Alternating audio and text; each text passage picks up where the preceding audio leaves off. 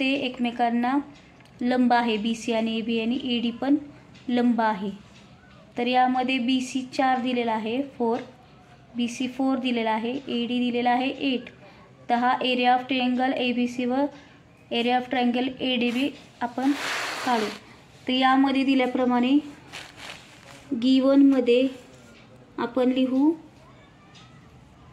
BC लंब AB, AD लंब AB, म्हणजेच परपेंडिक्युलर आहेत ते. तसेच BC 4 आहे, AD 8. Find ABC and ADC. जर आपण पाहिलं तर यामध्ये एरिया ऑफ ट्रायंगल ABC हा त्याची हाईट जी आहे BC आहे आणि ADCची हाईट आहे AD, आणि equal bases hence areas proportional to height. Equal base आहे याचा जर पाहिलं तर, म्हणून एरियाज प्रोपोर्शनल टू आपण हाईट केलेलं आहे. याचं base equal height proportional to एरियाला, म्हणून फक्त त्याचं हाईटचं प्रमाण लिहायचं आणि आपल्याला त्याचं कारण पण द्यायचं, म्हणजे की रिझन पण करायचं आहे, तरच तुम्हाला फुल मार्क मिळणार.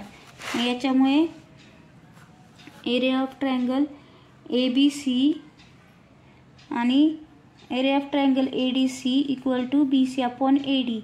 तर आपण पाहिल्याप्रमाणे BC किती आहे 4, AD किती आहे 8. मग दोन्ही 4च्या टेबलमध्ये आहे.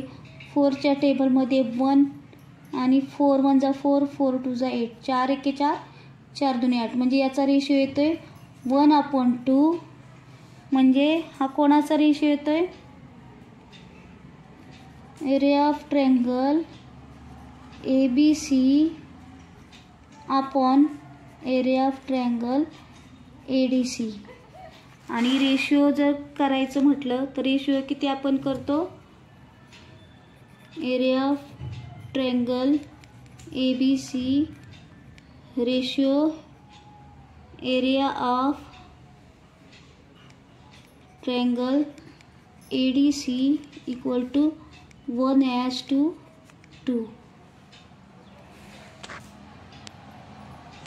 हे असं गणित आहे. हे 2 मार्कासाठी येऊ शकतं किंवा 1 मार्कालाही येऊ शकतं.